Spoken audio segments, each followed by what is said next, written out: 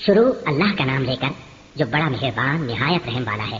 اور یہ ہماری دلیل تھی جو ہم نے ابراہیم کو ان کی قوم کے مقابلے میں عطا کی تھی. ہم جس کے چاہتے ہیں درجے بلند کر دیتے ہیں. بے شک تمہارا پروردگار دانا ہے، خبردار ہے. اور ہم نے ان کو اسحاق اور یعقوب بخشے اور سب کو ہدایت دی. اور پہلے نوح کو بھی ہدایت دی تھی، اور ان کی اولاد میں سے داؤد اور سلیمان اور ایوب اور یوسف اور موسیٰ اور ہارون کو بھی. اور ہم نیک لوگوں کو ایسا ہی بدلہ دیا کرتے ہیں. اور زکریا اور یحییٰ اور عیسیٰ اور الیاس کو بھی یہ سب نیکوکار تھے.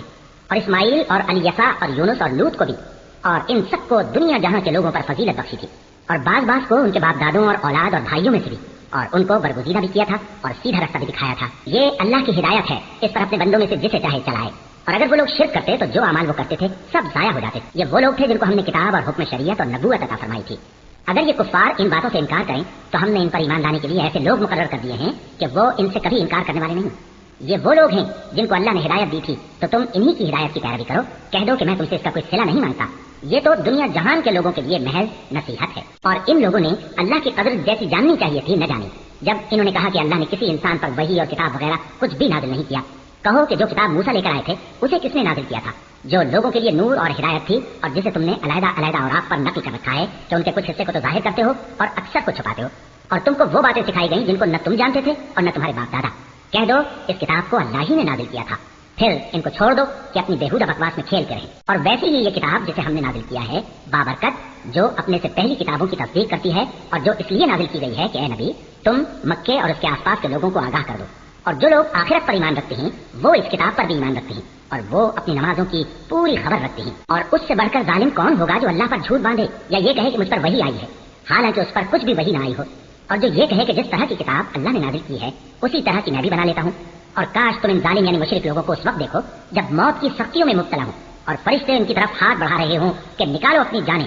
آج تم کو ذلت کے عذاب کی سزا دی جائے گی اس لیے کہ تم اللہ پر جھوٹ بولا کرتے تھے اور اس کی آیتوں سے سرکشی کرتے تھے. اور جیسا ہم نے تم لوگوں کو پہلی بار پیدا کیا تھا ایسا ہی آج اکیلے اکیلے تم ہمارے پاس آ گئے. اور جو معلومات ہم نے تمہیں عطا فرمایا تھا وہ سب اپنی پیٹ پیچھے چھوڑ آئے.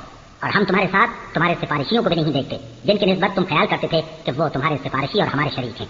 آج تمہارے آپس کے سب تعلقات منقطع ہو گئے اور جو دعوے تم کیا کرتے تھے سب جاتے رہے. بے شک اللہ ہی دانے اور گٹھلی کو پھاڑ کر ان سے درخت وغیرہ اگاتا ہے. وہی جاندار کو بے جان سے نکالتا ہے اور وہی بے جان کا جاندار سے نکالنے والا ہے.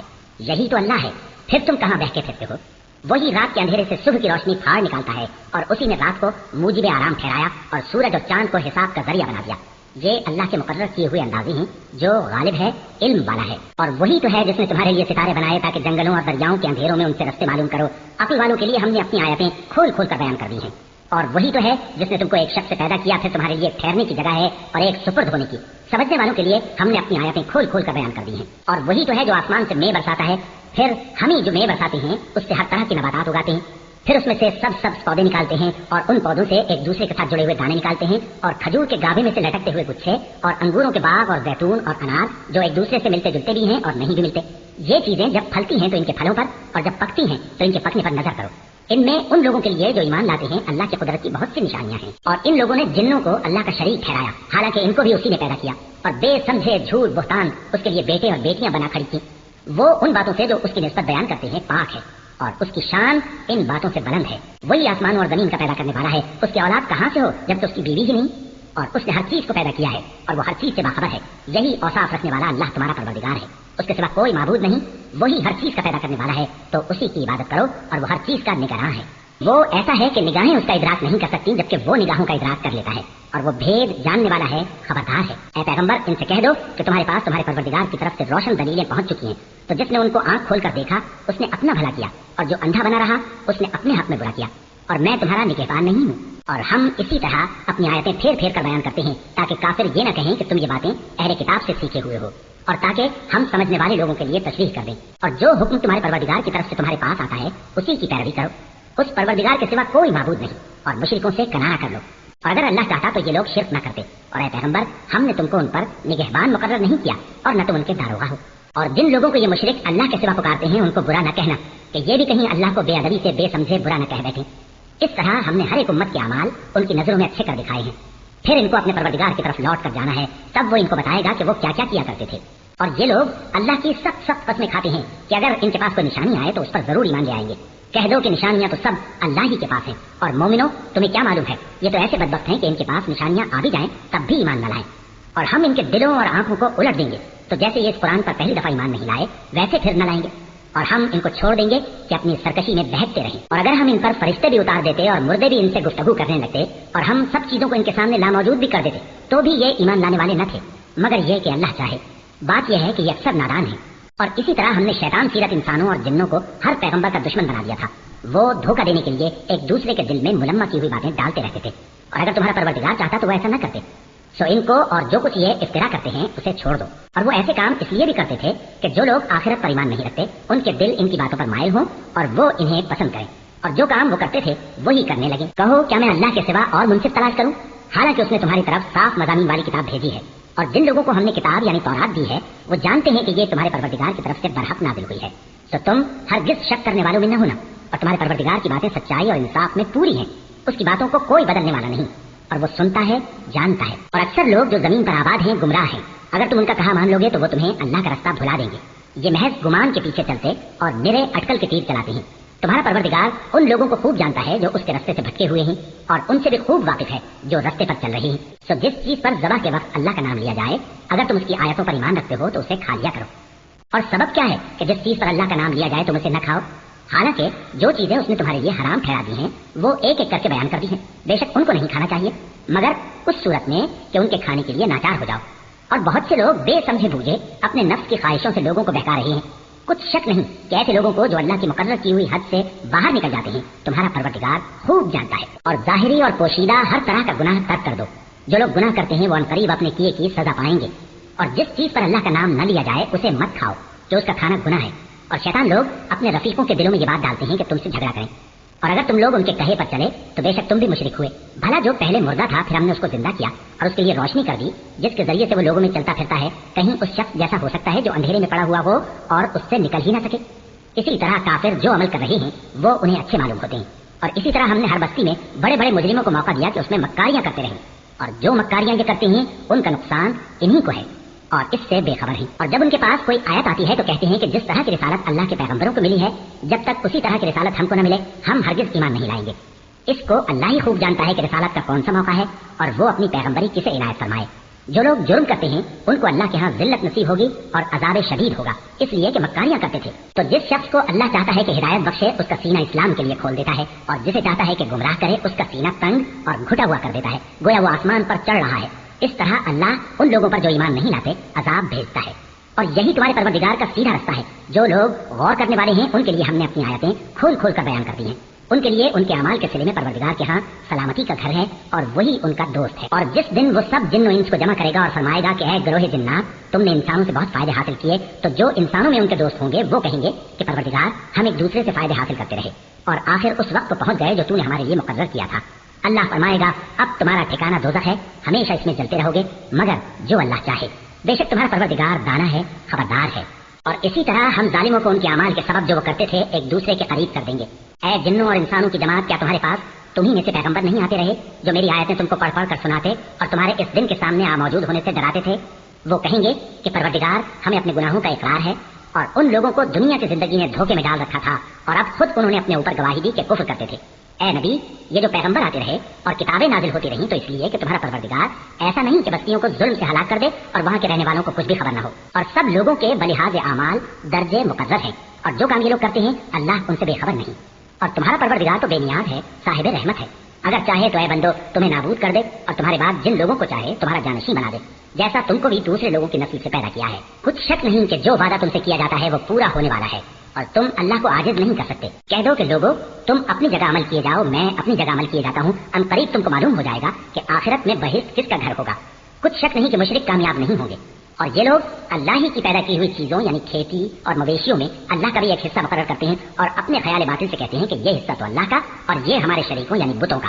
تو جو حصہ ان کے شریکوں کا ہوتا ہے وہ تو اللہ کی طرف نہیں جا سکتا، اور جو حصہ اللہ کا ہوتا ہے وہ ان کے شریکوں کی طرف جا سکتا ہے۔ کیا برا حکم لگاتے ہیں؟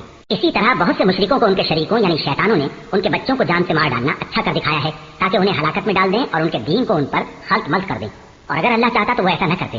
سو ان کو چھوڑ دو کہ وہ جانے اور ان کا جھوٹ۔ اور اپنے خیال سے یہ بھی کہتے ہیں کہ یہ مویشی اور کھیتی منع ہے، اسے اس شخص کے سوا جسے ہم چاہیں کوئی نہ کھائے۔ اور بعض مویشی ایسے ہیں کہ ان کی پیٹھ پر چڑھنا منع کر دیا گیا ہے، اور بعض مویشی ایسے ہیں جن پر ذبح کرتے وقت اللہ کا نام نہیں لیتے۔ یہ سب اللہ پر جھوٹ ہے۔ وہ عنقریب ان کو ان کے جھوٹ کا بدلہ دے گا۔ اور یہ بھی کہتے ہیں کہ جو بچہ ان مویشیوں کے پیٹ میں ہے وہ صرف ہمارے مردوں کے لیے ہے اور ہماری عورتوں کو اس کا کھانا حرام ہے، اور اگر وہ بچہ مرا ہوا ہو تو سب اس میں شریک ہیں، یعنی اسے مرد اور عورتیں سب کھائیں۔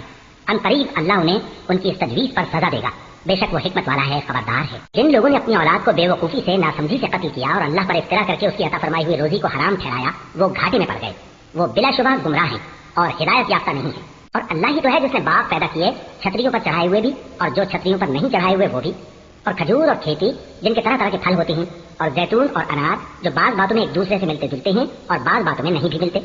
جب یہ چیزیں پھلیں تو ان کے پھل کھاؤ، اور جس دن پھل توڑو اور کھیتی کاٹو تو اس کا حق بھی اس میں سے ادا کرو، اور بیجا نہ اڑانا کہ اللہ بیجا اڑانے والوں کو دوست نہیں رکھتا۔ اور مویشیوں میں بوجھ اٹھانے والے یعنی بڑے بڑے بھی پیدا کیے اور زمین سے لگے ہوئے یعنی چھوٹے چھوٹے بھی، بس اللہ کا دیا ہوا رزق کھاؤ اور شیطان کے قدموں پر نہ چلو، وہ تمہارا کھلا دشمن ہے۔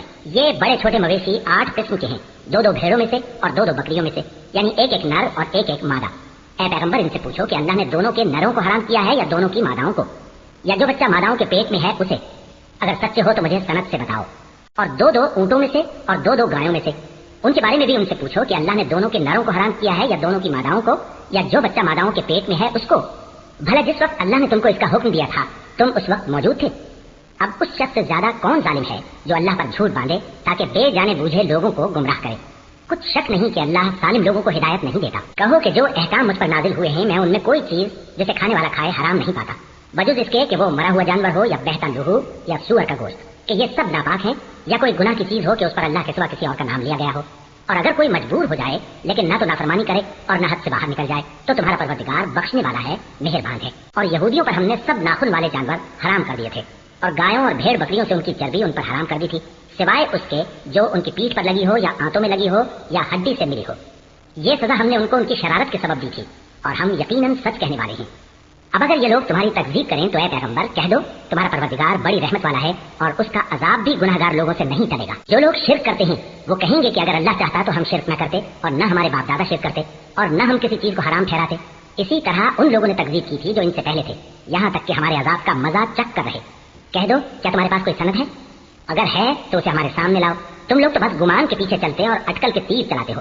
کہہ دو کہ اللہ ہی کی حجت غالب ہے، پھر اگر وہ چاہتا تو تم سب کو ہدایت دے دیتا۔ کہو کہ اپنے گواہوں کو لاؤ جو بتائیں کہ اللہ نے یہ چیزیں حرام کی ہیں، پھر اگر وہ آ کر گواہی دیں تو تم ان کے ساتھ گواہی نہ دینا اور نہ ان کی خواہشوں کی پیروی کرنا جو ہماری آیتوں کو جھٹلاتے ہیں اور جو آخرت پر ایمان نہیں لاتے اور بتوں کو اپنے پروردگار کے برابر ٹھہراتے ہیں۔ کہو کہ لوگو آؤ میں تمہیں وہ چیزیں پڑھ کر سناؤں جو تمہارے پروردگار نے تم پر حرام کر دی ہیں۔